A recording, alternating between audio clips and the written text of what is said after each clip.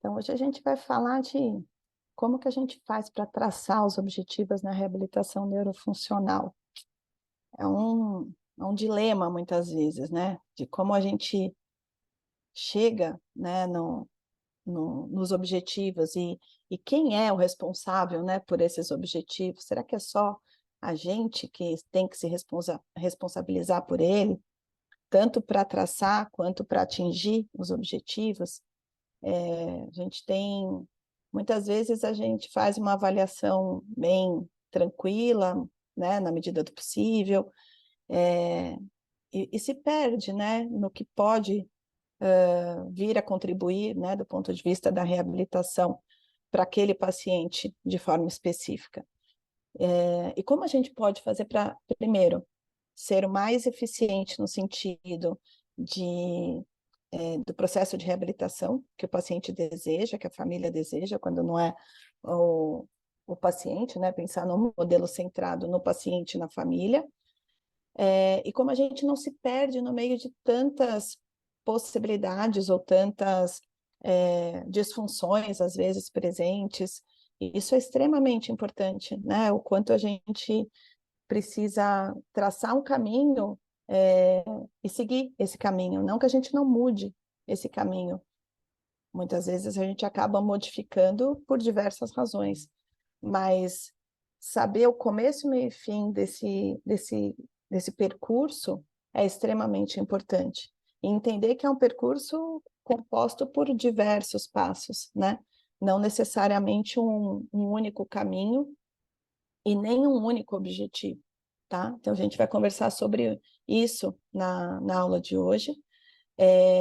Eu vou deixar, eu não sou muito veloz para ver o chat, então vocês tiverem dúvidas, vocês podem colocar no chat, no final a gente abre para perguntas, e aí eu volto aqui, dou uma olhada nas dúvidas, nos comentários, tá? Se tiver algum problema em relação à transmissão, se em relação ao som, e eu não perceber, vocês podem abrir o microfone e me avisar e a gente volta. Quem quiser deixar a câmera aberta, fique à vontade, né? É bacana quando a gente se vê. Quem não puder, tudo bem, né? A gente entende, mas vamos tentar deixar a aula mais dinâmica possível e eu espero que todos gostem e aproveitem desse momento, tá bom?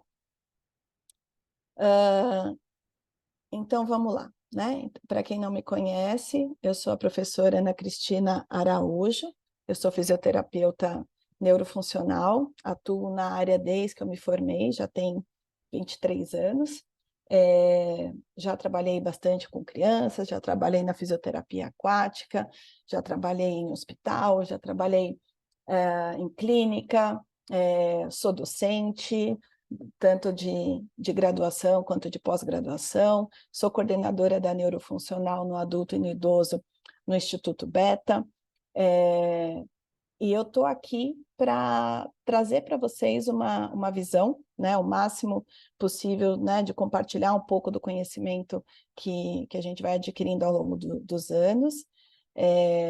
Nem sempre, nem sempre não, a gente nunca sabe tudo, mas com um pouquinho de experiência a gente consegue, às vezes, direcionar um pouquinho melhor quem está começando, quem está se reciclando, ou quem está no mesmo nível e patamar. É ótimo que a gente sempre troca, né? Todos os dias a gente aprende, o objetivo é sempre continuar nesse caminho de aprendizado, tá certo? Então, aqui estão os meus contatos, vocês podem acessar minhas redes sociais, meu e-mail, fiquem à vontade, tá bom? Então, vamos lá. Vamos parar de conversa e vamos embora. Como que a gente pode chegar, né, no entendimento para traçar, tá no terceiro semestre de físio? Que bacana, muito bom, Silvana. Já está aqui, né? Isso é muito bom. Você vai ver que tudo que a gente vai aprendendo ao longo do tempo acaba somando e a gente, na hora da aula, a gente começa a pegar essas aulas de um jeito melhor. Então, parabéns pela iniciativa e a gente vai falar sobre isso lá na frente, no final dessa aula também, sobre iniciativa e propósito, tá? Então, a gente pensar, né, como que a gente faz para traçar o objetivo na reabilitação neurofuncional? Se a gente for pensar, né, para chegar num objetivo, não tem um caminho mágico, não tem um caminho, é, uma receita básica e padronizada, mas existe um norte, no sentido de que a gente, para chegar em objetivo, a gente tem que passar pela avaliação neurofuncional, né? Porque se a gente não avaliar, a gente não conhecendo o paciente que veio nos procurar, o que chegou para a gente, se a gente não conhecer quem é esse sujeito, quem é esse indivíduo, em que momento ele está do seu processo de reabilitação, o que aconteceu com ele e principalmente o que ele deseja, o que ele gostaria, a gente não tem como começar esse caminho, né? Vamos entender que o processo de avaliação neurofuncional, ele é um processo racional, é um processo de pensamento, aonde a gente vai fazer muitas medidas, a gente vai fazer muitos testes, a gente vai fazer aplicar, né, alguns instrumentos, mas principalmente a gente não pode esquecer qual é o nosso ponto de partida. O nosso ponto de partida é o paciente, é o porquê que ele está lá, para que ele está lá. Seja no momento de mais agudo, se você está dentro de um ambiente hospitalar, seja no momento mais subagudo, logo que, né, num hospital de retaguarda, numa clínica de ambulatorial, né, na atenção secundária, ou mesmo, né, dentro de um atendimento domiciliar, um paciente mais crônico, um paciente agudo, subagudo no momento de atendimento domiciliar. É entender quem é esse sujeito, é entender qual é o momento que ele está vivendo e o que ele busca dentro do seu processo de reabilitação. Então, quando a gente pensa nisso, a quantidade de variáveis é imensa. É imensa no sentido da questão de qual é a disfunção, né? Qual a patologia que aconteceu, em que momento que ela aconteceu, qual a idade, né, em relação à idade desse paciente, se é uma patologia que se resolveu, ou seja, foi um evento agudo e foi resolvido, se é uma doença progressiva, se é uma doença degenerativa, quais as características, tem diversas questões envolvidas. Mas uma coisa que é extremamente importante quando a gente pensa no processo de avaliação neurofuncional é que a gente utiliza, né, esse termo de funcionalidade pensando muito na neuro, né? Quando fala em funcionalidade, a gente pensa em atividade de vida diária, a gente pensa em independência, em autonomia, só que, de uma forma geral, né, ao meu ver, todas as avaliações deveriam ser funcionais dentro da fisioterapia. O que significa isso? Quando a gente fala de funcionalidade, a gente está falando que esse indivíduo busca reabilitação para voltar ou recuperar ou manter algo funcionante, né? Que funcione, que ele consiga desempenhar da melhor forma a sua funcionalidade. Então, independente da área de atuação na fisioterapia, todas as avaliações deviam ter esse olhar de funcionalidade, porque quando a gente fala no olhar de funcionalidade, a gente pensa a partir do indivíduo, não é a partir da disfunção dele, né? Quem é esse indivíduo, qual é o contexto biopsicossocial que ele está envolvido, ou seja, é claro que a gente vai falar e vai ter em algum momento, e principalmente, né, o ideal que a todo momento, a gente se baseie, desculpa, na classificação internacional da CIF, né, na classificação de incapacidade e funcionalidade. Por quê? Porque a partir disso a gente vai entender de uma forma completa, né, de uma forma mais abrangente, quem é esse indivíduo, independente se é na neuro, se é na musculoesquelética, se é na geronto, se é na saúde da mulher, o que é que esse indivíduo veio buscar na reabilitação. tá?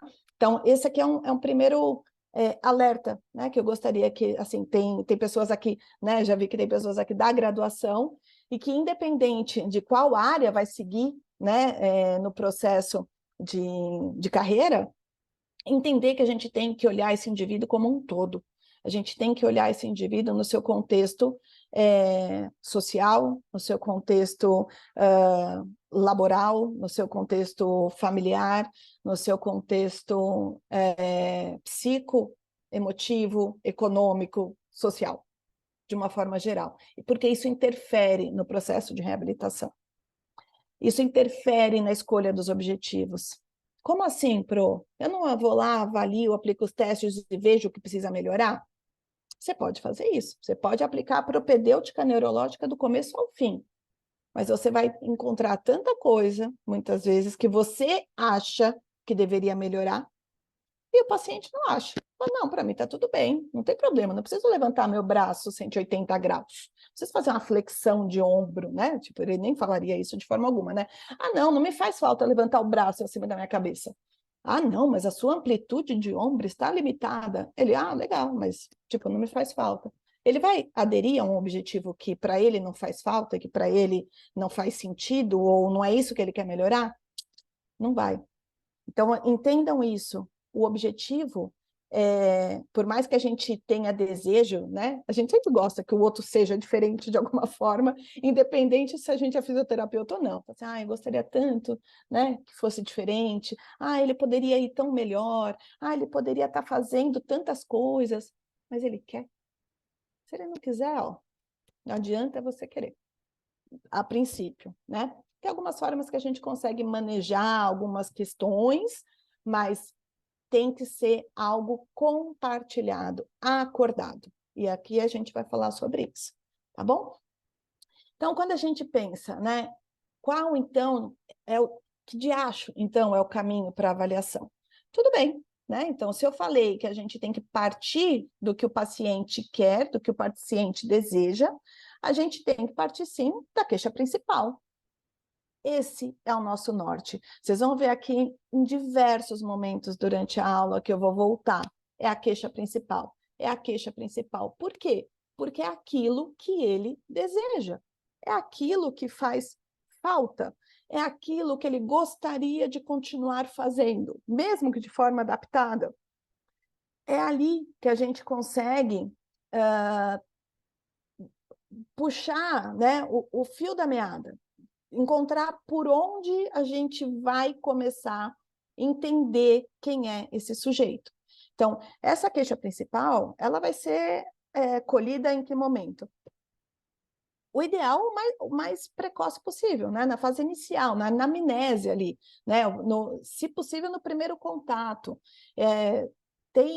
Tendo a possibilidade, né, dependendo do serviço, o ideal é que no primeiro dia a gente não ficasse necessariamente aplicando testes, fazendo avaliação física propriamente dita, né, a propedêutica neurológica propriamente dita.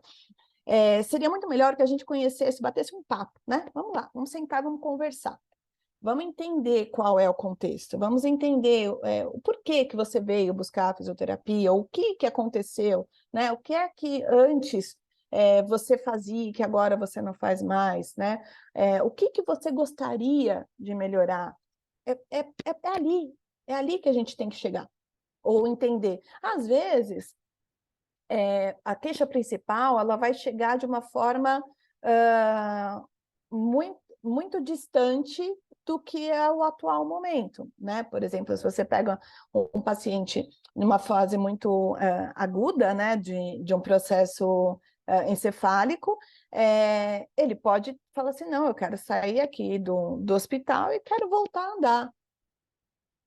Ele querer voltar já é um ótimo começo, né? Porque em alguns momentos a gente não consegue identificar nem essa vontade.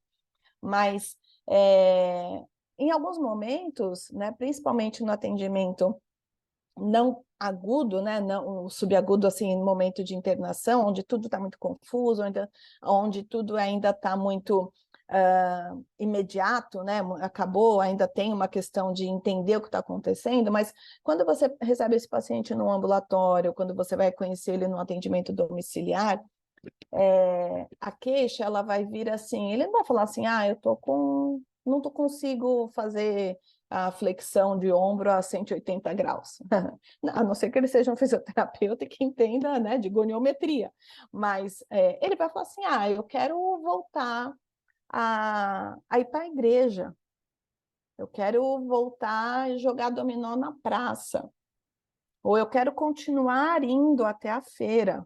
Nossa, legal, é um objetivo dele. Então, o que a gente vai pensar é que esse é o objetivo funcional, né? Aonde ele quer chegar. E aí a gente precisa pensar que não adianta eu, a partir da queixa principal dele, começar a avaliar todas as disfunções que ele pode, né? Vou avaliar a amplitude de movimento, vou avaliar tônus, vou avaliar força, vou avaliar equilíbrio, vou avaliar coordenação, vou avaliar destreza manual, vou avaliar velocidade, vou avaliar. Porque se eu começar a aplicar aquela, né, quem nunca ou quem ainda não passou, né, no estágio de neuro, que é aquela ficha que tem 4, 5 páginas, você fala, meu Deus, né? Que você começa o estágio fazendo a avaliação e termina na evolução final junto com o último objetivo a ser traçado na ficha de avaliação, porque não dá tempo de tanta coisa, né? Óbvio, primeiro pela inexperiência, né, de estar começando, e é natural, e com todo mundo acontece isso, não é diferente com ninguém, mas também porque lá na faculdade a gente precisa aprender a pôr a mão na massa, identificar as coisas, tem um porquê, né, na faculdade, na graduação, lá no estágio, a gente aprender o passo a passo da propedêutica neurológica. Mas quando você já está atuando, não faz sentido a gente avaliar tudo de todos. Por quê? Porque se eu for avaliar tudo de todos, eu vou avaliar, encontrar algumas coisas que não têm a ver com a queixa principal e eu vou me perder. Eu vou me perder no quê? No objetivo funcional do paciente. Porque eu vou querer melhorar coisas ou vou traçar objetivos e condutas para chegar em alguma coisa que ele não deseja, ou que não é, ou que ele não está entendendo por que vai fazer aquilo. Aí a gente se perde, tá? Então, avaliar as disfunções, quando a gente fala em tônus, força, equilíbrio, é importante? É, mas quais? Aquelas que estão relacionadas à queixa principal do paciente. E não adianta só avaliar as disfunções, pessoal. A gente tem que, principalmente, identificar quais são as potencialidades. Porque o que é que me adianta? Olha, ele não consegue isso, é fraco aqui, amplitude de movimento, ele tá com depressão, olha, não sei por onde começar. Ou seja, se você só viu o que está prejudicado ou disfuncional, o que é por onde você começa?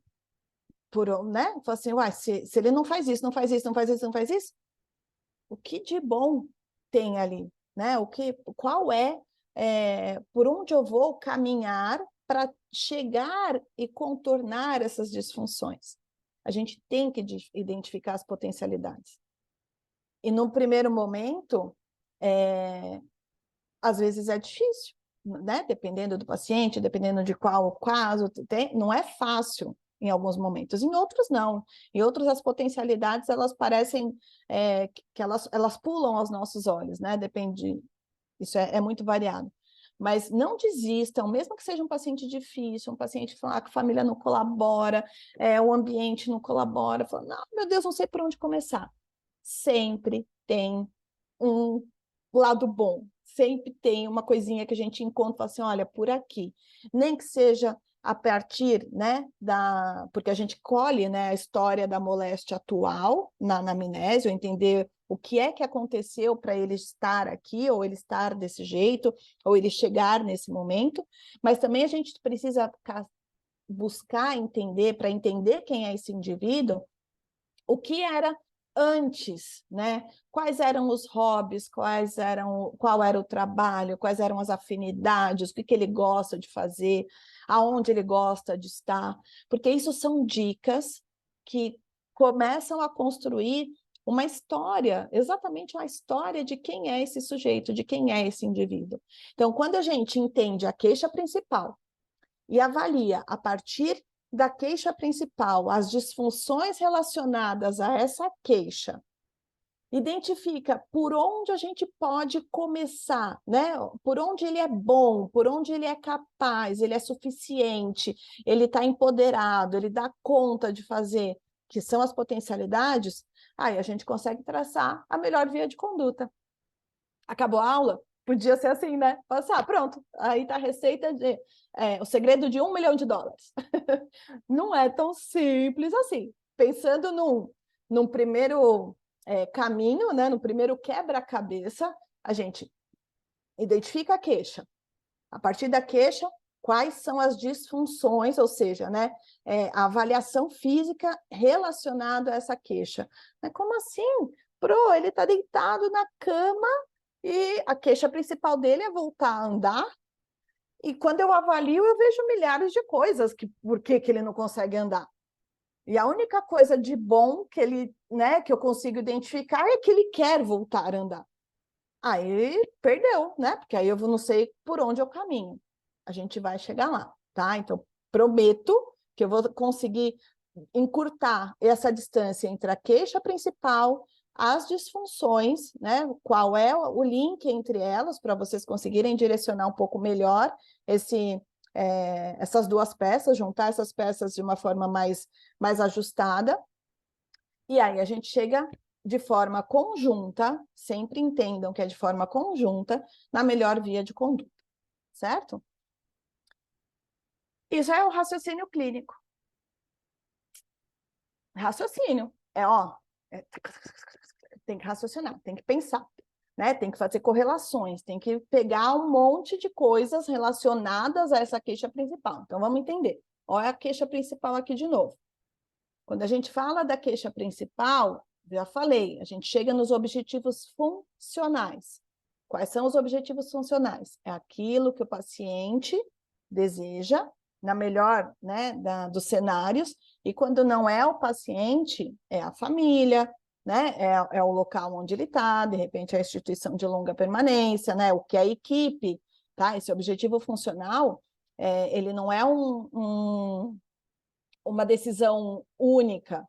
A gente centra no paciente na medida do possível, né, em conjunto com a família, porque ela precisa estar ciente, porque ela precisa colaborar, mas também a equipe tem que entender isso, né? Se for um caso desse um paciente numa instituição ou num local onde tem uma equipe atuando junto dele, a equipe inteira tem que estar junto nesse objetivo funcional, porque cada um vai ser responsável por um pedacinho desse objetivo, tá? E aí, quando a gente fala em objetivo funcional, a primeira parte que a gente vai traduzir esse objetivo funcional, e esse objetivo, ele muitas vezes vem traduzido pelo paciente no sentido da participação. Sim, eu estou falando de CIF, né? Então, quando a gente pensa no domínio da participação, ele não vai falar que ele está com uma dificuldade para fazer a flexão de ombro a 180 graus. Ele vai falar que ele precisa pegar os pratos, né? O prato para ele se servir na hora do almoço, o prato fica acima da cabeça dele. E aí, o prato está em cima. Então, a solução é pôr o prato embaixo? Talvez, em alguns casos, pode ser, né? Dependendo do contexto, a gente pode pensar, olha, melhor é mudar o ambiente, em alguns casos. Mas, não sendo o fato, né, o desejo ou a possibilidade de mudar o ambiente, a gente vai falar assim, bom, para ele pegar o prato em cima, né, o que ele precisa fazer, qual é a atividade? Elevar os membros superiores. Essa é a atividade motora que está limitando a participação dele.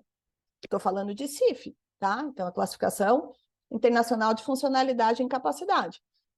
Primeiro, ele vai trazer a queixa principal como algo que ele gostaria de voltar a fazer, ou gostaria de continuar fazendo. É a participação em uma tarefa de casa, ou a participação no contexto social. Por exemplo, eu quero voltar a jogar dominó na praça com os meus amigos. Fala, bom, o que é que está envolvido nisso, né? E aí, quando a gente entende que assim, mas o senhor quer voltar a jogar o dominó na praça com seus amigos, e o senhor não vai por quê? Porque eu moro numa rua que é muito movimentada e eu não consigo atravessar rápido a rua. Então, o problema é a velocidade da marcha. Pode ser essa questão da atividade relacionada a essa participação.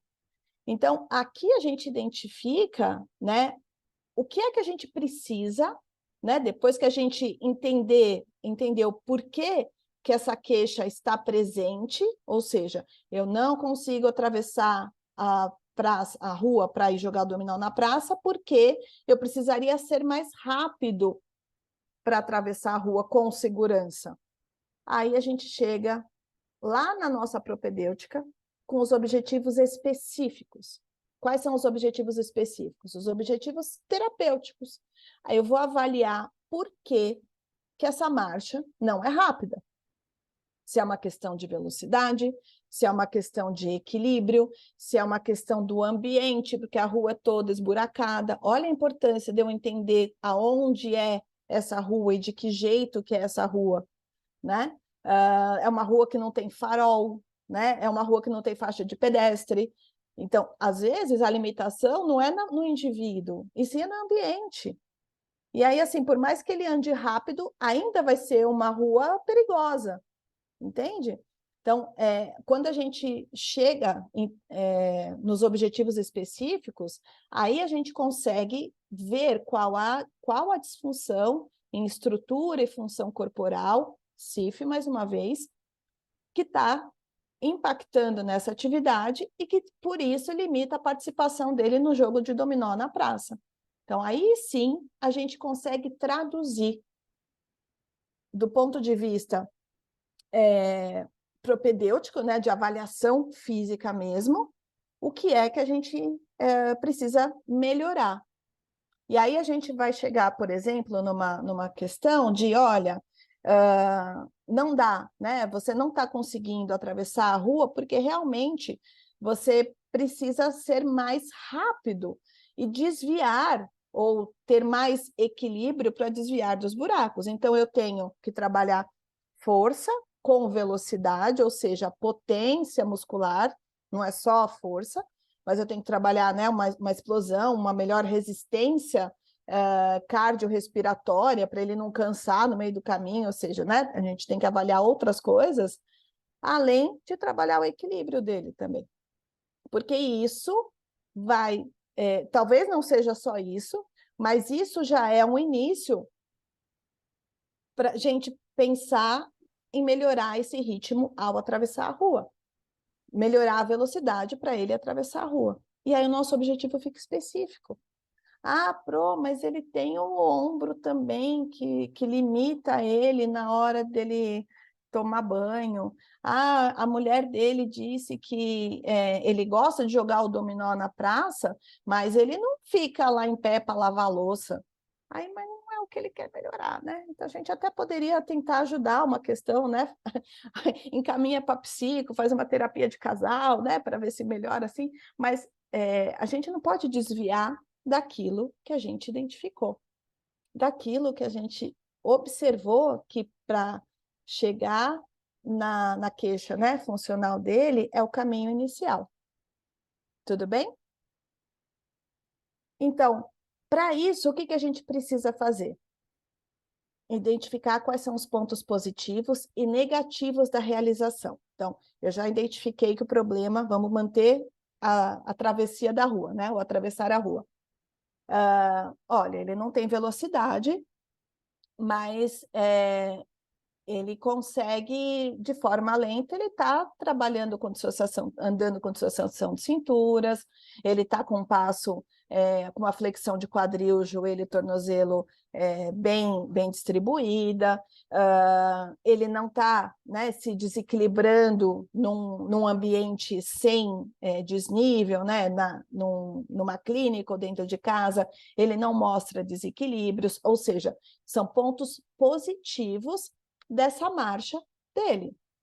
Mas, quando eu olho ele, né, ou atravessando a rua, ou colocando alguns obstáculos nesse percurso, eu observo que ele tem, sim, uma dificuldade de equilíbrio, e aí ele para desviar do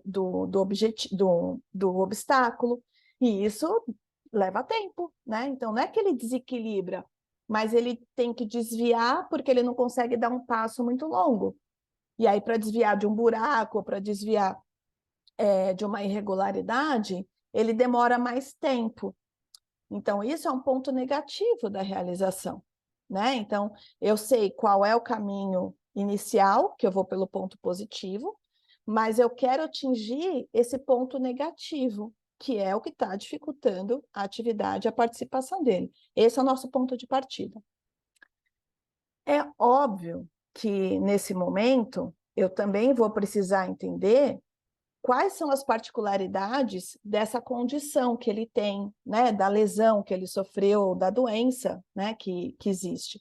Se é algo agudo, ou seja, quando a gente tem um evento agudo, inicial principalmente, e não é algo que seja progressivo, a tendência é que aquilo se resolva e que a gente consiga ir melhorando, ir ganhando ao longo do tempo, mais habilidade, mais força, mais destreza, mais equilíbrio. Agora, se eu estou vendo que esse indivíduo que gostaria de voltar a jogar o dominó na rua tem uma condição, por exemplo, neurodegenerativa, né? Vamos pensar numa condição neurodegenerativa que acaba impactando na velocidade, no equilíbrio, por exemplo, a doença de Parkinson, né?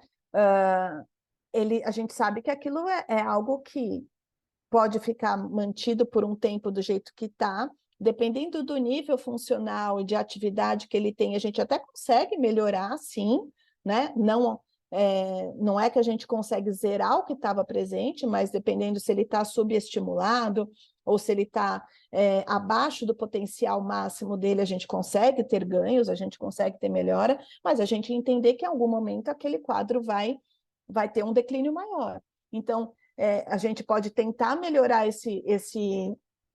a velocidade da marcha dele, o equilíbrio dele, né, para ele voltar ou manter esse nível funcional dele, mas a gente vai precisar, ao longo do tempo, já conversar com ele, explicar que talvez seja necessário uma adaptação ou uma outra forma dele conseguir atingir esse objetivo. Porque a gente não pode falar, não, pode deixar, a gente vai conseguir, você vai melhorar e vai chegar lá na praça pimpão. Não dá para enganar também, né? Então, isso não é ético, não é correto. Então, é importante que a gente entenda, se é um evento agudo, aquilo pode se restabelecer o máximo possível, às vezes retornar a 100%. Se é um evento crônico, ou seja, ele já tem um potencial, uma disfunção mais presente, provavelmente não vai recuperar, o processo de plasticidade neural ainda vai acontecer, né? Ainda é possível acontecer, sempre é possível acontecer, mas já tem algumas compensações, algumas adaptações já estão instaladas, e aí a gente consegue mexer em algumas coisas, mas talvez não recuperar como era antes. E no caso das doenças neurodegenerativas, nas doenças neuromusculares, nas doenças progressivas, de que forma que é o cenário atual e o que é que a gente espera de prognóstico para essa função que ele deseja. Então, a gente precisa pegar essas particularidades, né, do indivíduo e da condição dele, sempre já tendo em mente que a fisioterapia como um todo, né, não só a neuro, a gente não trata a doença, né? A gente trata o indivíduo, a disfunção que se manifesta naquele indivíduo, naquele momento, naquele período que ele está com você. Porque a gente, nossa, eu peguei um paciente com uma síndrome, uma doença que eu nunca ouvi falar, que eu não conheço ninguém que atendeu, eu fui estudar, mas eu não sei. Você vai fazer a avaliação dele, vai pegar a queixa principal dele, vai entender qual a disfunção, vai ver se, né, vai estudar a patologia, em algum lugar ela está descrita, você vai saber se ela é progressiva, se ela não é progressiva, e você vai observar a disfunção. É alteração de força? É alteração de tônus? É alteração de equilíbrio? De que forma que é? E é isso que a gente vai atuar, né? A partir o que estiver relacionado com a queixa do paciente. Tá? Então, é importante isso ficar claro. A gente não trata a patologia. A gente trata a disfunção, ou seja, né, o tal do diagnóstico cinético-funcional, né? O que aquela disfunção está acarretando na funcionalidade do paciente. Tá? E aí, com isso, a gente não pode, de forma alguma, e até é algo protetor, né, que nos protege, deixar o paciente de forma passiva nesse processo. A gente tem que demonstrar para o paciente, se não for para o paciente, para a família, que ele é protagonista do processo de reabilitação dele. E faz todo sentido. Se é ele que quer melhorar, se a queixa é dele, a responsabilidade é dele também. Porque não adianta a gente colocar, né, não é nem justo a gente colocar essa responsabilidade sobre a gente, sobre a equipe, no caso, né? Pensando nós, né, na atuação da fisioterapia, se o paciente achar que a responsabilidade é sua, se ele não melhorar, a culpa vai ser sua. Se tudo foi traçado de forma conjunta, se os objetivos foram traçados a partir da queixa dele, daquilo que ele pretende, quer, deseja fazer, se ele não tiver ativo, se ele não tiver participativo, se ele não seguir as orientações, a reabilitação está fadada a não ser como deveria ser. Porque no melhor dos cenários, a gente pode atender um paciente 5 vezes por dia. Ou por dia não, por semana, tá? 1h30 por dia. Nossa, uau! Baita de um intensivo. Mas a gente não tá as outras horas com ele. Se ele não der sequência, se ele não transpor aquele processo de reabilitação para o dia a dia, se ele não seguir as orientações, não vai ser como deveria ser. Então, a gente precisa deixar claro que a responsabilidade é dele, ou da família, né? E ele precisa ser mais ativo no processo, né? É curioso, né? Eu tô na docência, na graduação, e assim, já faz alguns anos, né? E como é comum, e às vezes é uma forma de carinho, de cuidado, né? De atenção, de mostrar que está junto ali, né? O fisioterapeuta contar a série do paciente, né? Então, 1, 2, 3, né? Eu ainda brinco, tem alguns alunos que falam assim, vem cá, você está se formando em físio ou você vai ser contador? Porque assim, poxa, nem contar a sério o paciente está contando, né? E aí, muitas vezes você está olhando, ele está lá fazendo exercício de ponte, olhando para o teto, subindo e descendo aquele quadril, e quem está contando é o físio. Tem alguns casos que a gente precisa contar, né? Primeiro, porque às vezes o paciente se perde, às vezes o paciente rouba, né? Mas não é que você conta. Poxa, conta a sua série. Se você vê que ele roubou, opa, tô de olho, tô aqui. Porque é o mínimo, né? Se a gente for pensar assim, contar a própria série, né? Contar as repetições da série dele, é o mínimo da participação, né? É um outro capítulo, né? Essa questão de séries e repetições é um outro capítulo que a gente pode falar numa outra aula, num outro momento, como isso é curioso, né? Quando a gente olha assim, 3 de 10.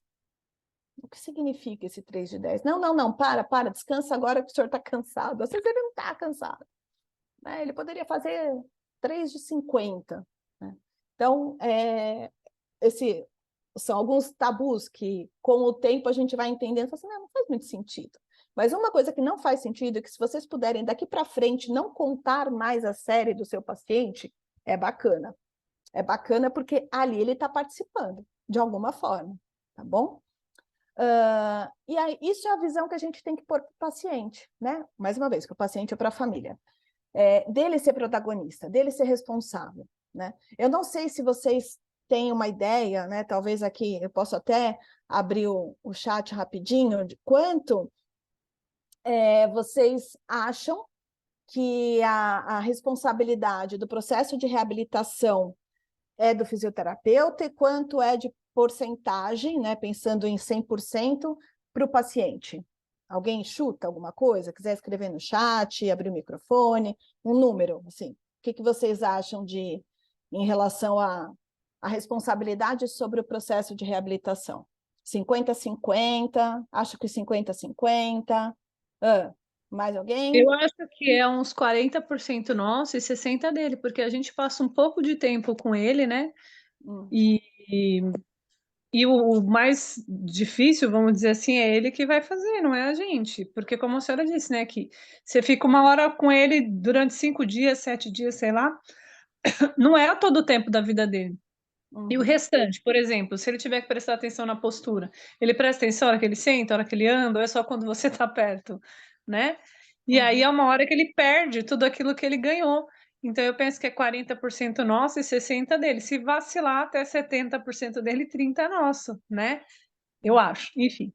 E quanto a Então, contar, por exemplo, a gente é um pouco cobrado no estágio e tudo mais, de contar, porque aí uhum. demonstra que você está ali interagindo com o paciente, que ele não está lá Sim, sozinho, né? sim. E às vezes a gente vai conversando com o paciente, você está meio contando na cabeça, mas não está contando audível, né? Mas é um pouco Uhum. cobrado isso aí. Sim, faz parte do aprendizado, né? Quem nunca? Eu contei muito também. Eu estou vendo 60-40, 90-10, ó, isso aí, Amanda, tem mais, a Elizabeth. Ó, eu coloco assim, né? Dependendo do paciente, eu particularmente falo, olha, 80 é seu, 20 é meu.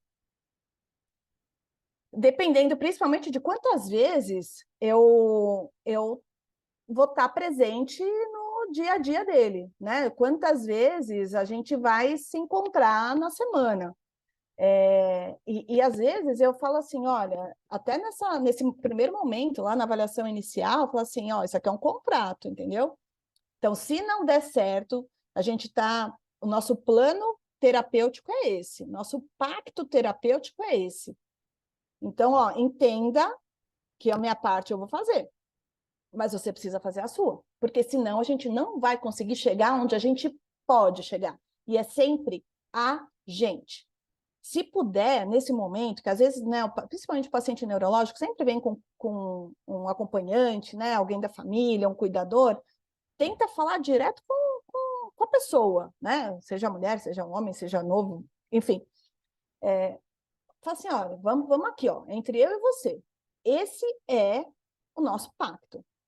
Juntos, com esse objetivo, que eu vou chegar lá no finalmente, nós conseguiremos. É possível. E para você falar que é possível, óbvio que você tem que ter avaliado muito bem esse paciente para ter essa garantia, porque senão, se ele fizer toda a parte dele, você fizer a sua e não chegou lá, ele vai falar, o cara pálida, e aí, o que deu errado? Eu fiz o que eu tinha que fazer. Você falou que eu ia chegar lá. Então, a gente tem que tomar cuidado, né? Que lá mais um pouquinho para frente a gente vai falar sobre isso, como é que a gente chega nessas metas mesmo, assim, tipo, sabe, meta de trabalho? É isso que a gente vai chegar, tá? Isso é o papel do paciente. E o papel do físio? O que a gente, né, tem que nos comprometer? A gente tem que, principalmente, desvincular uma visão unicamente motora de execução. O que eu quero dizer com isso?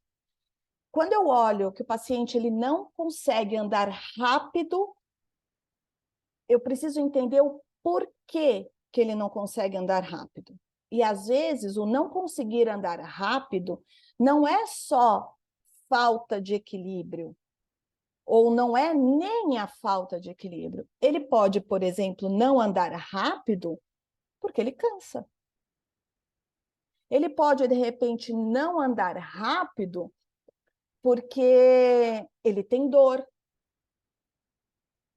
O que significa isso? É que a gente tem que considerar todos os sistemas que estão relacionados ao movimento. E quando eu falo em todos os sistemas relacionados ao movimento, vocês vão falar assim, ela está viajando. Não, eu não estou viajando. Quando a gente pensa no movimento, o movimento ele começa do ponto de vista sensorial. Ai, avaliar a sensibilidade é tão difícil. É, mas é extremamente importante. Porque nós somos sensoriais. Somos seres humanos, somos sensoriais. O que significa isso? Nossa porta de entrada, a nossa porta de entrada para todas as vias do nosso corpo é sensorial. A gente pensa nos órgãos do sentido, né? Nos órgãos especiais dos sentidos, mas a gente também pensa em sensibilidade superficial, profunda, contração, movimento, tudo isso é sensibilidade. Tato, pressão, dor, temperatura, tudo isso é sensibilidade. Propriocepção. Se essa porta de entrada ela não está presente ou perfeita, o movimento vai sair correto? Não vai. Quem aqui já andou com o pé adormecido? A gente anda igual? Não, impossível, né? Não tem como. Quem aqui, eu estou falando de uma alteração, né? Um formigamento, uma parestesia, uma dormência no pé, porque ficou presa a circulação lá. É impossível andar. O risco de uma entorse ali, né, no tornozelo é gigante. Aí eu estou falando de uma avaliação sensorial. Pode ser esse o problema para esse indivíduo não atravessar rápido a rua, porque ele pode não perceber onde ele está pisando direito. Ele pode não sentir o movimento do pé dele, e aí ele precisa olhar para o pé dele para ver, né, como que ele está andando, e isso demora mais tempo para andar. Ah, não, mas o problema dele não é sensorial, ele sente bem. Bom, então pode ser uma alteração perceptual, que é uma outra coisa. Sentir é diferente de perceber. Perceber é interpretar o estímulo, né? É pegar o estímulo que foi recebido e interpretar, entender o que está acontecendo. Já tem um processo de pré-motor, né? Que acontece no encéfalo, em várias áreas né, de associação, que vai interpretar o que está acontecendo. Então, assim, eu estou sentindo, não estou sentindo o meu dedo, né? Aí você fala assim, mas eu não estou sentindo o meu dedo, mas quando eu toco nele, eu sinto. Pode ser uma alteração de percepção dessa sensação, tá? Isso também vai atrapalhar o movimento. Mas não, pode ser uma questão cognitiva.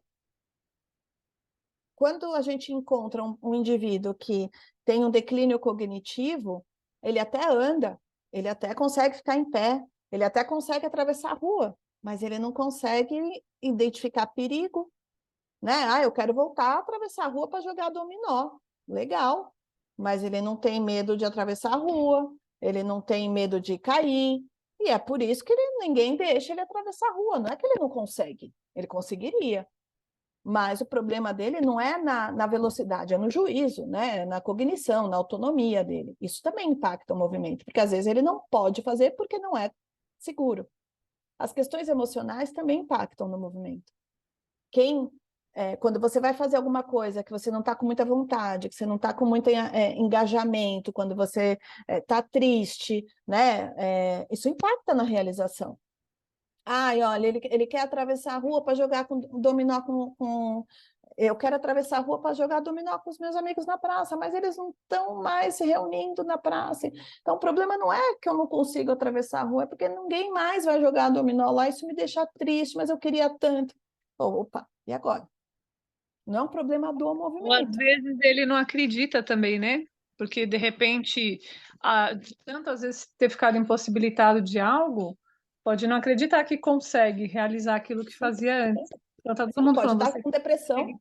tá tudo funcionando, mas ele não acredita, né? Exatamente. Pode ter uma questão emocional envolvida que vai impactar no movimento. as questões neuromusculares, óbvio, né? A questão de condução, de contração muscular, e a ponta da execução. Ou seja, a ponta da execução é ver realmente qual é a velocidade, qual é a força, qual é o equilíbrio, né? Então, a gente não pode ficar só olhando a execução, achar que é só força, tônus, a amplitude de movimento, equilíbrio e coordenação. Tem muitas outras coisas que precisam ser avaliadas nesse negócio de atravessar a rua rápido, tá? E pensa que é só isso? Não, não é. Todos os sistemas do corpo influenciam no movimento.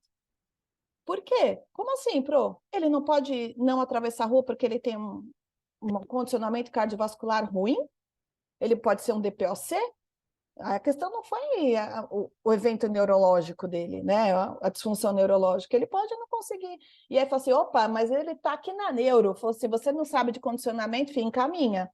Porque não é você que vai dar conta trabalhando com ele, não, né? Então, entender que pode ser uma questão tegumentar. Ele pode estar com a unha encravada, gente. Quem anda direito com a unha encravada? Ele pode estar com uma questão urinária, incontinência urinária. Ele falou assim, eu queria voltar para jogar o dominó na rua, mas olha, quando eu chego lá, eu já tenho que voltar correndo, porque assim, senão escapa o xixi. Entendam, todos os sistemas, para complicar um pouco a nossa vida, influenciam no movimento. É por isso que a gente precisa entender, esmiuçar muito bem essa queixa principal. Porque entender o porquê que ele não faz. A queixa principal dele, a participação, é jogar o dominó do outro lado da rua, na praça. Mas o porquê que ele não consegue fazer isso, que é a atividade, que é atravessar a rua, ele fala que ele não consegue atravessar a rua rápido, ele fala que ele não consegue atravessar porque os amigos não estão lá, ele fala que ele não consegue atravessar porque, de repente, o problema não é com ele, é porque a rua é toda esburacada, não tem segurança. Isso tudo tem que fazer parte do nosso processo de avaliação, porque aí a gente vai conseguir trazer o melhor direcionamento para o objetivo. O que adianta eu fazer tudo com ele se essa rua vai continuar sendo insegura? Se essa rua não vai ter um farol, não tem uma faixa de pedestre, está toda esburacada, entendeu? Então, essas coisas a gente precisa ter ciência, porque senão a gente realmente tem um momento que a gente fica de mãos atadas, tá? E aí, né? Por isso que eu falo que é o modelo biopsicossocial, é assistente social, é a família que pode ir junto com ele, ou a família que não pode ir junto com ele. Enfim, traz os amigos para casa, ao invés de jogar na praça, sei lá, né? Dependendo, é essa a solução, tá bom? E aí, a gente precisa entender que não adianta só identificar tudo isso, né? Mas é importante, porque quando a gente levanta, fala assim, bom, eu vi tudo, tá tudo bem, tá tudo funcionando, tá bonitinho, mas a questão dele mesmo é essa, né? É a questão do equilíbrio. Eu avaliei tudo. Então, a minha hipótese, ele não consegue atravessar essa rua porque a rua tem obstáculos e ele precisa parar para passar esses obstáculos e isso demora mais tempo e é perigoso vir um carro, tá? Então, essa é a minha hipótese. Esse é o processo de analisar as necessidades para ele realizar a atividade dele. Aí eu vou falar, bom, eu vou testar a minha hipótese. Se eu estou falando que é uma questão de equilíbrio, eu vou testar isso, eu vou desenvolver um plano para trabalhar esse processo, uma conduta, né, para trabalhar essa hipótese, né? Então, se eu acho que é uma questão de equilíbrio, meu objetivo é melhorar o equilíbrio.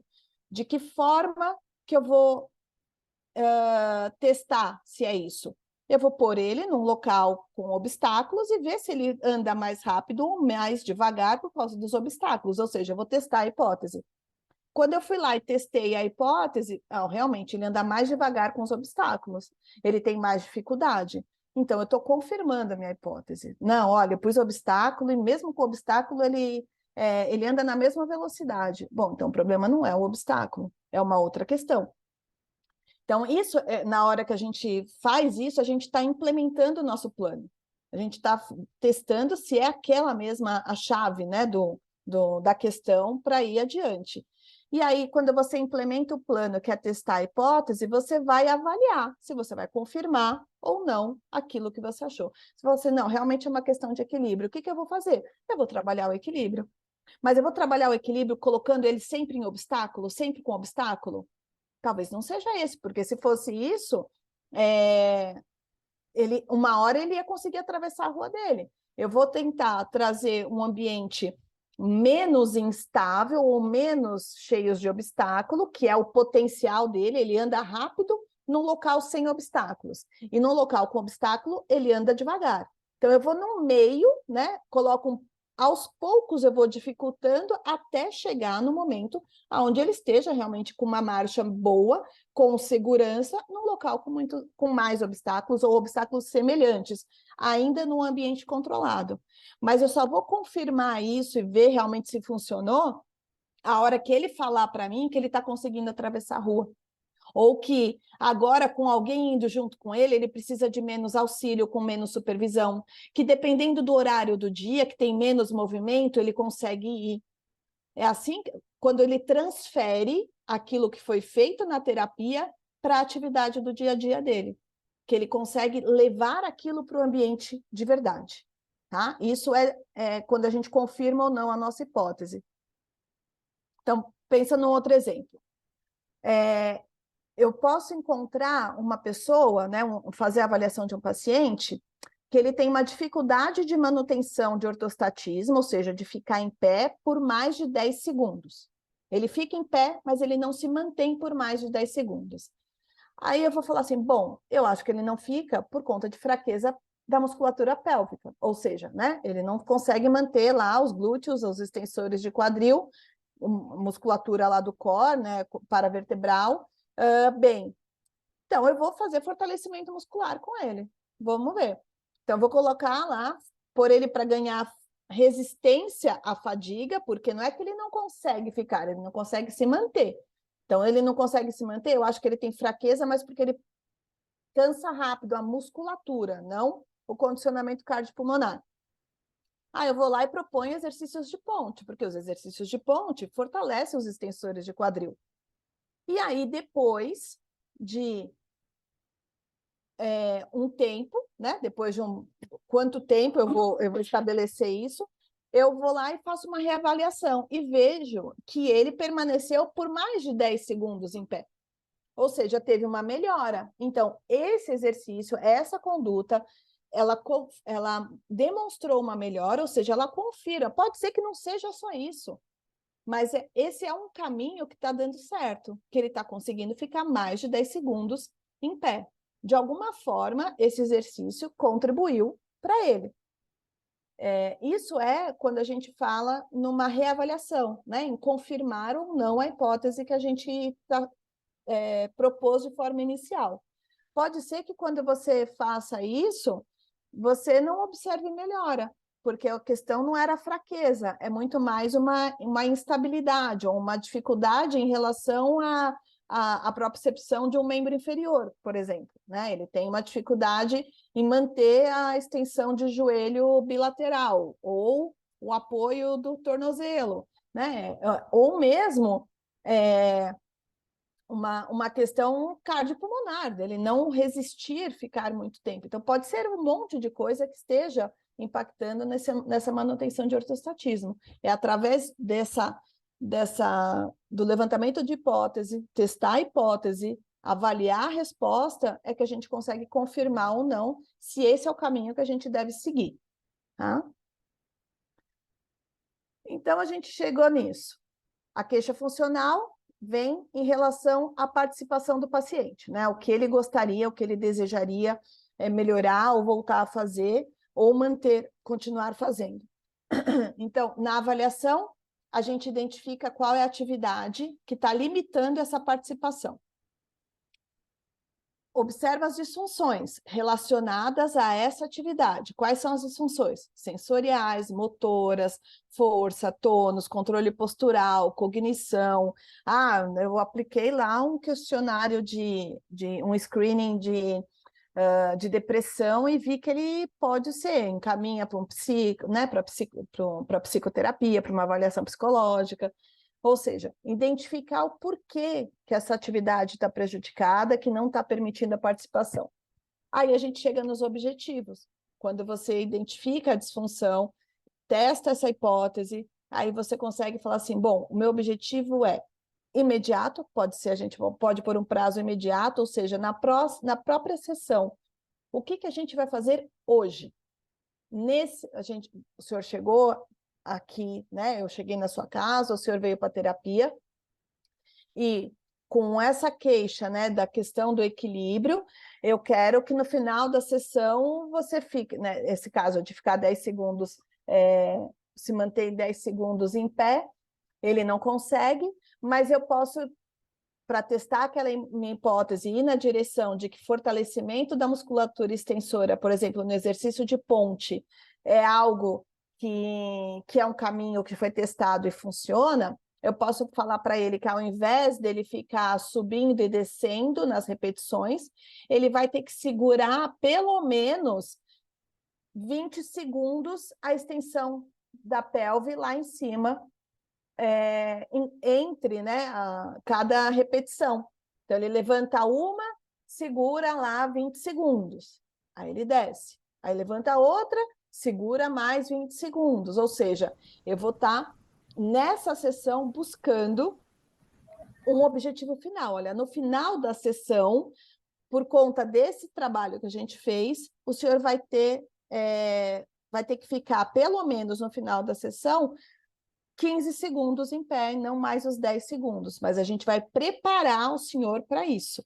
Durante a sessão, esse é o nosso objetivo final. Na hora que você ficar em pé, vai estar os 15 segundos e não mais os 10 segundos. Você só vai propor isso se você ver que é possível, que é alcançável, e a gente já chega nisso. Um objetivo curto, médio prazo é aquilo que eu falei anteriormente, que é aonde a gente quer chegar, né? O objetivo imediato é para cada sessão, mas cada sessão, cada orientação domiciliar que você vai dar para ele enquanto ele não estiver na terapia, ela vai ter que se somar, é um tijolinho, né, numa construção, cada dia é um tijolinho numa construção, para chegar no objetivo de curto e médio prazo, que é o que vai fazer sentido para ele. Fala assim, olha, antes de você conseguir atravessar a rua mais rápido, né, ou conseguir chegar lá do outro lado da rua, eu preciso que o senhor melhore a troca dos seus passos. Então, para trocar mais rápido esses passos, o senhor tem que transferir o peso de um lado para o outro de uma forma mais rápida.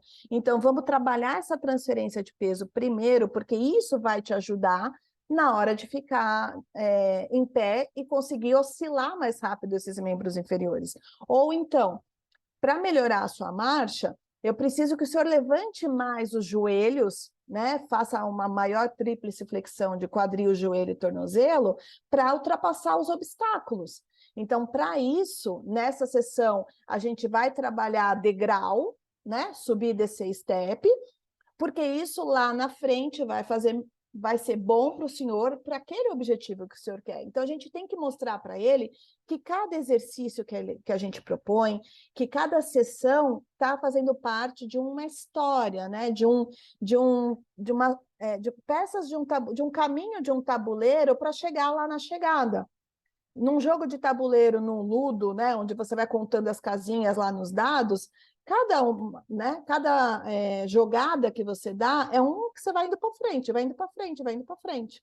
Então, essa é a função das sessões, né? E construindo, das sessões e das orientações, e construindo esse caminho ao longo do tempo. E aí, ele entender que esse curto e médio prazo é onde nós queremos chegar. Eu desejo que o senhor chegue lá, o senhor também deseja que o senhor chegue, né, deseja chegar lá, e esse é o caminho que a gente vai conseguir para chegar até lá. Esse é o melhor caminho, né? Não adianta a gente desviar, não adianta a gente querer lá, né, rápido lá para o final, se a gente não traçar o percurso. E também entender qual é o estágio do aprendizado do movimento, né? Se ele é uma pessoa que já tem mais habilidade, se ele está iniciando o processo de reabilitação, se ele já está no meio do processo, ou seja, se esse objetivo que você está traçando hoje é muito no começo, vocês ainda estão se conhecendo, você ainda não sabe muito bem como ele responde. Então, não adianta a gente encher ele de exercícios, encher ele de orientações, encher a sessão de um monte de exercícios e atividades, porque você não sabe qual é o nível de aprendizado. Para a gente aprender, a gente tem que repetir, repetir, repetir, repetir, repetir, porque a prática leva à perfeição. Isso é muito comum também no início da nossa carreira, a gente ter a ideia que numa sessão de 1 hora e meia, você tem que fazer muitos exercícios, né? 3 de 10 disso, 3 de 10 daquilo, agora deitado, sentado, em pé, como se fosse algo mais robotizado. E não, às vezes você passa 2, 3 exercícios que ele vai ficar por muito tempo repetindo, desde que seja algo desafiador, porque ele precisa aprender a fazer aquele movimento. O corpo ele precisa se adaptar, arrumar as próprias estratégias para solucionar aquele exercício, para realizar aquela tarefa. Isso leva tempo, né? Nada que a gente faz a primeira vez, a gente faz de uma forma plena, bem realizada, né? A gente tem que pensar, a gente tem que controlar, a gente tem que aprender. Se com a gente é assim, no processo de reabilitação é a mesma coisa. A gente não pode desvincular. Tudo é aprendizado. A neuroplasticidade também é aprendizado, porque se aprender de qualquer jeito, a neuroplasticidade vai acontecer de forma negativa, mal adaptativa, ou seja, cheia de compensações. Ela vai acontecer independente da nossa vontade. Agora, se o indivíduo for bem treinado, for bem estimulado, a plasticidade positiva ela vai sobressair ao desuso, ao uso do não aprendido, às compensações, né? Dependendo do caso, né? De qual é o quadro, né? A disfunção e a lesão do paciente. Tá? Então, a gente precisa também fazer uma correlação pensar nisso, em que estágio da reabilitação, em qual estágio de aprendizado esse paciente está. E aí, a gente chega na fórmula mágica e que nos ajuda demais no objetivo funcional. O que é isso? O SMART. Né? Alguns de vocês já devem ter ouvido falar sobre isso. O SMART é um acrônimo, ou seja, né, é uma junção de palavras, de palavras, mas só com as primeiras letras, né? Que nos auxilia e direciona a fugir objetivos inalcançáveis, ou aqueles objetivos que se perdem no tempo, que a gente já não sabe mais o que é que eu fazia com esse paciente, né? Onde a gente estava, de que forma, aonde eu quero chegar com ele, como que ele estava antes, né? Quando que eu avaliei, quando que eu vou precisar reavaliar. É uma sistematização que é super bacana da gente utilizar no dia a dia. Entendam que o SMART ele não veio da fisioterapia, tá? Ele é uma ferramenta de marketing, né? Onde o objetivo ele é traduzido, cada letra significa uma palavra, né? Um componente desse objetivo. O S, né, que é em inglês, né? O acrônimo, então o S é de específico, M de mensurável, A de atingível, R de relevante e T em relação ao tempo, tá? Então, eu vou falar especificamente de cada uma dessas letras para vocês entenderem o que elas significam e como isso facilita o nosso atingir o objetivo traçado inicialmente. Então, quando eu falo em objetivo específico, que é o S, o objetivo ele precisa ser claro, um objetivo concreto, ou seja, algo que fique muito bem descrito para o paciente e para você também, para você saber se organizar. Por exemplo, o objetivo é passar de sentado para em pé a partir de uma cadeira.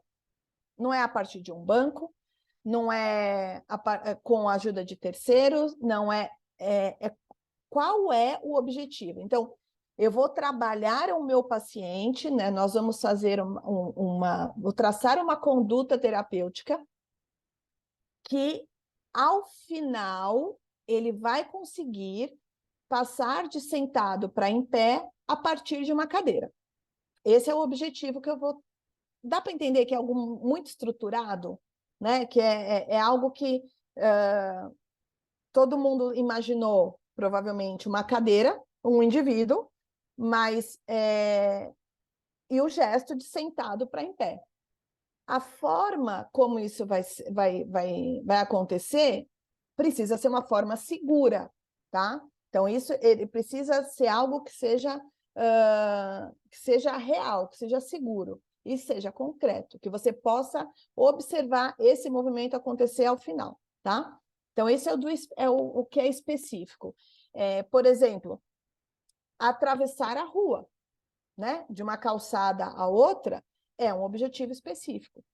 Atravessar o salão da clínica, né, de uma parte, de uma parede a outra, é um objetivo específico. É dar um começo, meio e fim para o objetivo. É ter algo que seja palpável, que as pessoas possam entender de forma clara e que seja algo concreto. Então, isso é um objetivo específico. Mensurável quer dizer que precisa quantificar de alguma forma, né? Eu preciso medir isso. E para medir, eu preciso ter uma segurança, porque não adianta, por exemplo, assim, não, eu quero que você atravesse a sala, né, da fisioterapia de uma parede à outra, e eu vou medir o tempo. E aí, fala, não, sai correndo o mais rápido.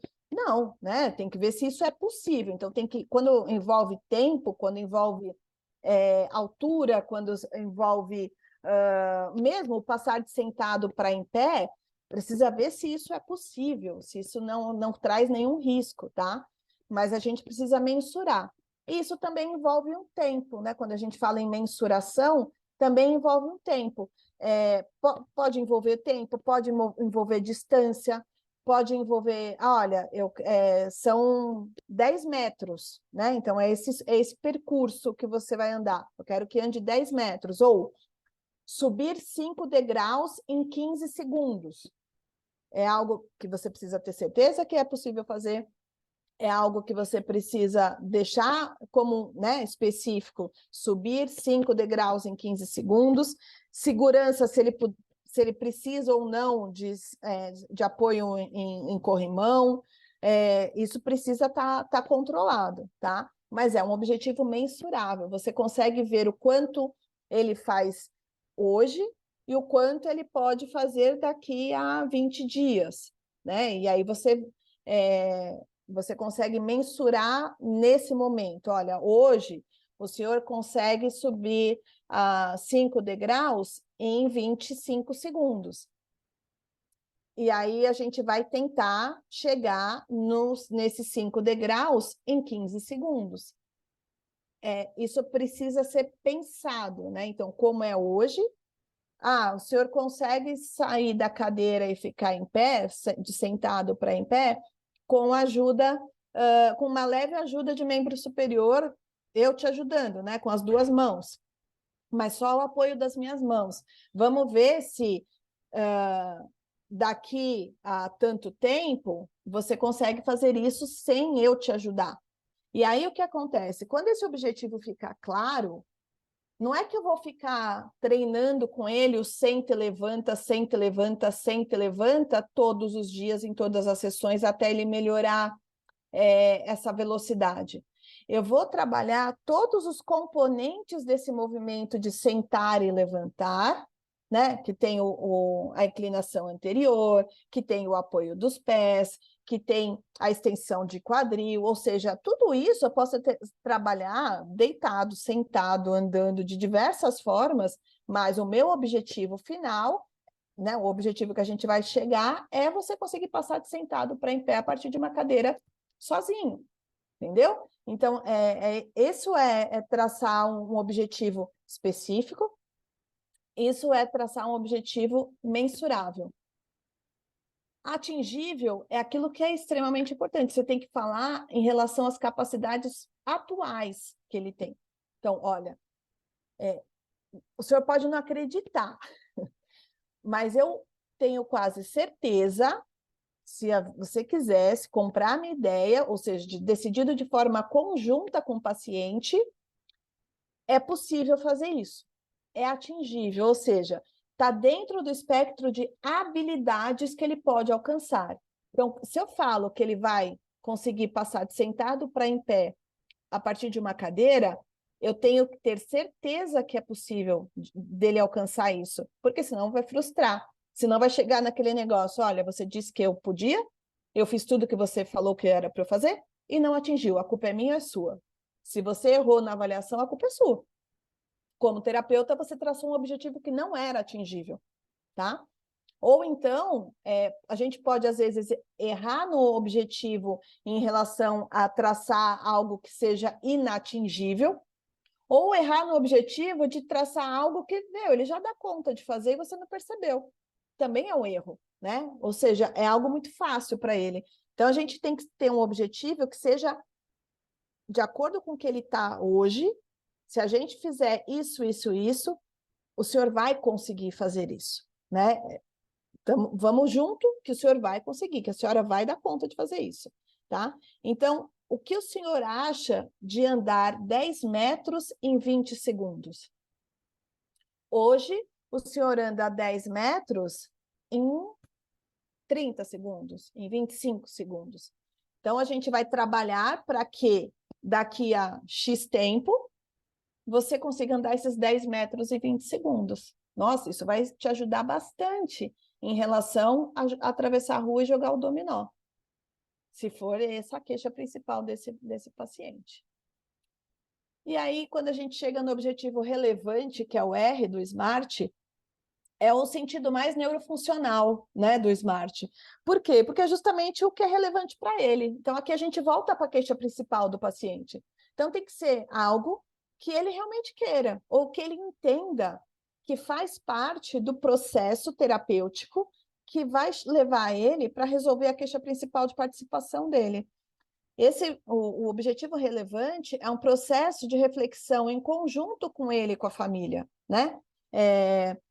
Porque, assim, também tem as questões relacionadas ao ambiente, tem as questões relacionadas à rotina, tem as questões relacionadas à autonomia, que a gente não pode, né, sempre fazer tudo que o paciente deseja. Às vezes a questão cognitiva atrapalha, então tem que ser algo que seja decidido, e não só com a família, com o paciente, mas também com a equipe, né?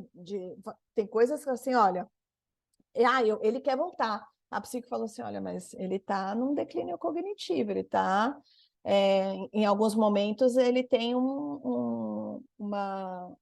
ele não tem apresentado medo, né, receio, ou seja, é algo de aspecto cognitivo frontal, de função executiva, que pode ser um risco para ele, né? Então, talvez não seja o ideal ele voltar a poder, de forma sozinho, né, de forma independente, sem a ajuda de ninguém, a execução dele atravessar a rua sozinho, entendeu? Então, é melhor a gente pensar de uma outra forma. Isso precisa ser decidido em conjunto. Mas é o objetivo mais relevante, porque é onde a gente busca o protagonismo do paciente. É o que ele quer melhorar, o que ele deseja fazer ou reaprender, e que vai de encontro à queixa que ele trouxe, né? Que vai de encontro com a queixa de participação. Importante, né? Assim como o atingível, fugir do que é muito fácil ou do que é muito difícil, porque às vezes isso acaba frustrando ou deixando ele desanimado, enfim, ou não muito engajado, né? Fala assim, tá fácil, imagina, né? Eu vou lá, faço a fisioterapia, mas tudo muito fácil. Eu não vejo eu melhorar, eu não vejo eu fazer coisas que eu não fazia antes. Ou então, falo, imagina, eu vou lá e só vejo que está cada vez pior, eu não consigo fazer nada, tudo que ela pede para eu fazer eu não dou conta. Isso também não é bacana, tá? Então, a gente precisa pensar junto nesse momento, no objetivo relevante, em relação ao que é realmente desejado e o que faz sentido, né? O que faz sentido para ele e para a família. E dentro de um intervalo de tempo. Isso é extremamente importante para a gente sistematizar os objetivos, a gente mensurar ao longo do tempo. Quando que eu vou medir novamente? Então, assim, hoje o senhor sobe 5 degraus em 20 segundos. Daqui a 2 semanas, eu vou medir de novo, e vai estar pelo menos subindo 5 degraus em 15 segundos, com segurança, sem risco de queda. Então, para isso, vamos trabalhar junto. E aí a gente faz toda a nossa conduta, né, todos os exercícios que vai fazer com que ele consiga melhorar a velocidade, né, e melhorar o desempenho dele para subir esses 5 degraus. Então, isso nos garante não se perder no tempo, né? Nossa, eu nem lembro quando foi que eu avaliei ele, nossa, quanto mesmo que ele fazia antes. Isso é pegar um bloquinho, gente, né? No prontuário, falar assim, olha, e falar para ele, ó, daqui a 2 semanas eu vou medir de novo, né? Um exemplo, por exemplo, um objetivo a curto prazo, 2 semanas. médio prazo, uns 2 meses, dependendo do que for. E um longo prazo, algo que vai ser a 6 meses. Mas sempre a gente tem que ter sempre esses objetivos em mente, porque vários objetivos a curto prazo fazem com que a gente atinja o objetivo a médio prazo, e aí faz com que a gente atinja o objetivo a longo prazo. Tá? Então, esse é o caminho que vai sendo construído. E aí, quando a gente anota, quando a gente fala assim, bom, hoje é o dia, ó, lembra? Falei que a gente ia avaliar, e aí você vai ver se ele fez mesmo. Eles adoram isso, gente. É muito bacana. É muito bacana quando você fala assim, ó, faz esse exercício que todo dia, se o senhor fizer 2 vezes por dia, ou 3 vezes por dia, daqui a 2 semanas, quando eu medir, eu tenho certeza que vai estar melhor. E quando acontece isso, a satisfação não é só nossa, é dele, sabe? Dele falar assim, não, realmente, né? E aí, quando ele vê que ele dá conta, quando ele vê que ele está melhorando, por mais que ele ainda não esteja atravessando a rua sozinho, mas ele vê que ele está conseguindo fazer outras coisas a partir dessas atividades todas. Porque tem isso também, né? Quando a gente pensa na queixa de participação do paciente, às vezes ele quer algo muito distante. Ah, eu quero voltar a andar, eu quero ir lá para a praça jogar dominó. Mas ele ainda não toma banho sozinho, ele ainda não consegue se servir sozinho, ele ainda não consegue ir rápido até o banheiro, né? Aí ele fala assim, não, mas agora em casa eu vou, não preciso de ajuda. Eu ainda não estou atravessando a rua, mas em casa eu já consigo fazer um monte de coisa que eu não... Até lavar a louça que eu não lavava, eu estou conseguindo lavar agora.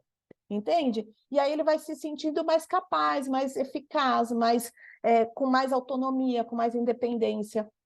Isso é bacana, porque ele percebe o processo gradativo de melhora, por mais que não fosse a queixa principal dele inicial. Tá? E aí a gente chega, né, na junção do nosso quebra-cabeça. Quando a gente pensa que a avaliação tem que ser baseada na CIF, né, então identificar a queixa de participação, a queixa de funcionalidade, a queixa o que limita essa participação, né, em relação à atividade, qual estrutura e função corporal, ou seja, baseado na CIF, além dos fatores ambientais e dos fatores pessoais que impactam em cada indivíduo, que é importante, quais são os facilitadores, quais são as barreiras que esse paciente enfrenta. Pensar no objetivo SMART de forma muito clara, muito direta. Óbvio, né? A gente não pode nunca esquecer da prática baseada em evidência, né? Em relação à melhor evidência para cada disfunção ou para cada quadro, com a nossa expertise, a expertise do terapeuta, e ainda, né, baseado na preferência do paciente. É importante a gente sempre voltar a nossa conduta e as nossas terapias com evidência científica, né, atualizado, ver qual é o melhor caminho que a gente pode chegar até esse objetivo, que é nosso e do paciente, mas ainda para tudo isso funcionar, é preciso de algo extremamente importante, que é chamada motivação. Motivação. O que é motivação, gente?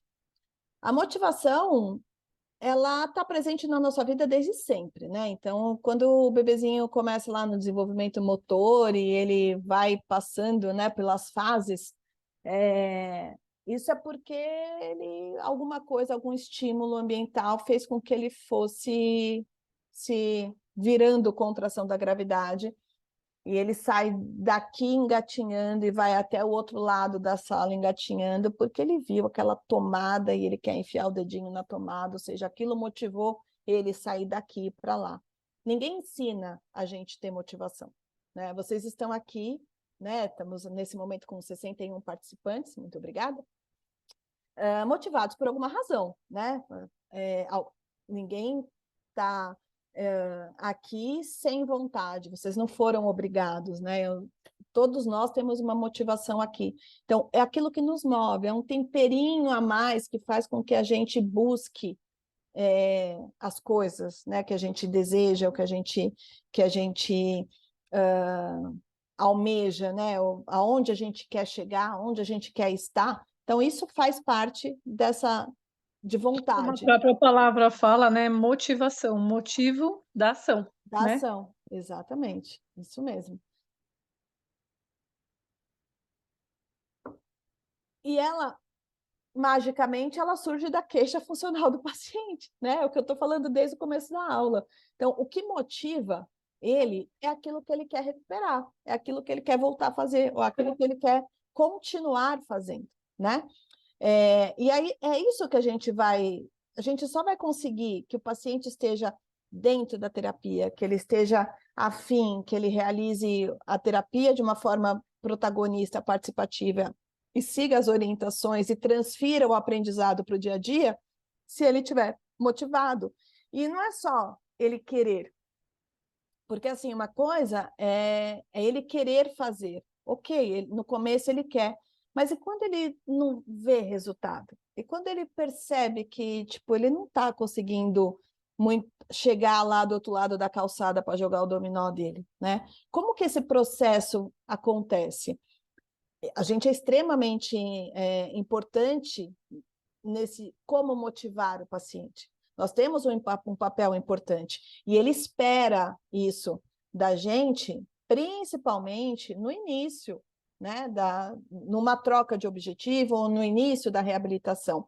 E a gente tem que entender que existem duas formas de motivação. Tem a motivação intrínseca, né, que é aquela sensação de autoeficácia, de empoderamento, é aquilo que vocês estão fazendo aqui. Vocês vieram de forma autônoma, assim, eu vou lá, vou me inscrever, eu vou lá e vou participar dessa aula, porque eu estou afim, assim, eu sei que eu posso fazer isso, eu sei que amanhã eu vou trabalhar, eu sei que eu tenho que discutir caso na clínica, eu sei que eu tenho que atender um monte de pacientes, mas eu estou aqui porque eu sei que eu dou conta de fazer isso. Isso é uma motivação intrínseca. A outra é a motivação extrínseca, é aquela que busca recompensa, é um feedback que vem de fora. O que é? É a gente falar para o paciente, isso, muito bom, olha, viu, tá melhor, né? E ele não acredita muito no começo, né? Ele fica esperando você olhar, falar, ó, tá bacana, ó, gostei, porque ele ainda não tem aquilo dentro dele, ele não está se sentindo eficaz, ele não está se sentindo empoderado, né? Ele está meio assim, putz, podia fazer melhor, né? Às vezes ele está até desmotivado, de você falar, não, olha como você está bem. Ah, não, mas ainda, faço tudo errado, essa mão não funciona, eu não consigo, né? Isso é importante que a gente dê esses feedbacks, óbvio, né? Não é enganar o paciente, mas ir lá, principalmente no começo, ou numa troca de objetivo, falar para ele, olha, vamos lá que o caminho é esse. Mas também não adianta falar, não, tá bom.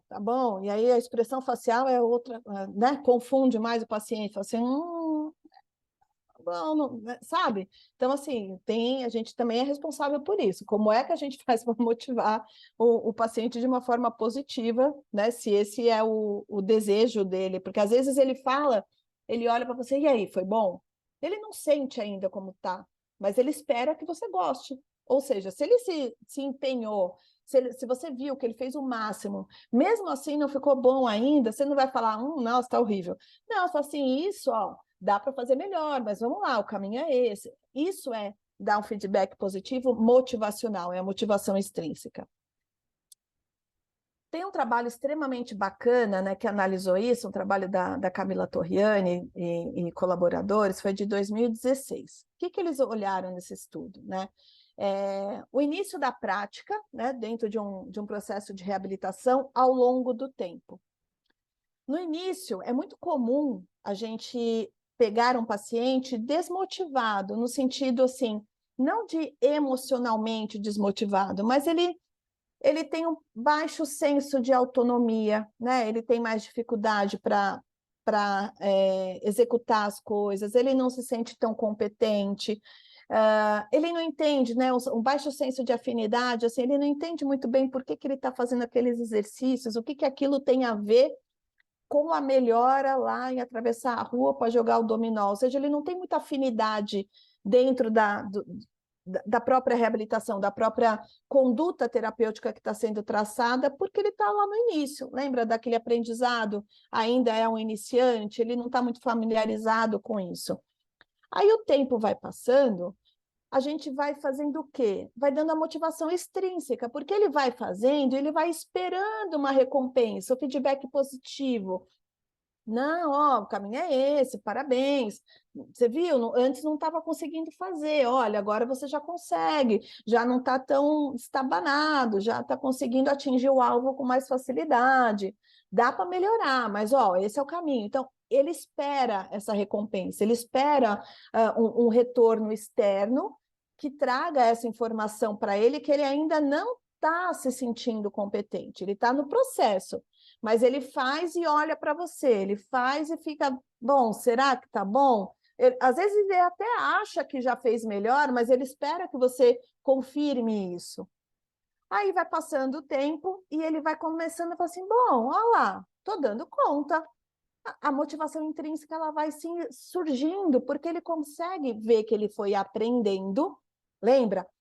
Iniciante, repete, aprende, pratica, pratica, ele vai vendo que ele está dando conta. Olha, eu ainda não atravesso a rua, mas eu já consigo ir até o banheiro mais rápido. Então, ele já vai tendo uma satisfação pessoal, entendendo que aquele processo de reabilitação está fazendo sentido, está levando ele para algum lugar.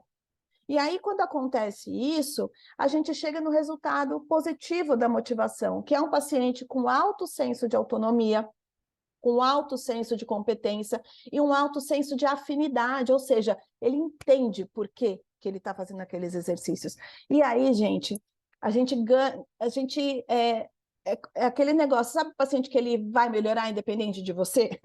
Ele vai, porque ele já está empoderado, e ele quer mais, e ele fala assim, não, bom, é isso mesmo, você já não precisa ficar cobrando, você já não precisa... Às vezes você fala assim, não, calma lá, pera lá, né? Às vezes ele fala, não, mas eu consigo. Não, olha, eu já fiz. Chega na sua sessão, ou você quando vai chegar para atender ele fala, olha o que eu consegui fazer. Olha que legal, olha como agora já está mais fácil. Porque ele não está nem mais esperando, muitas vezes, a sua orientação.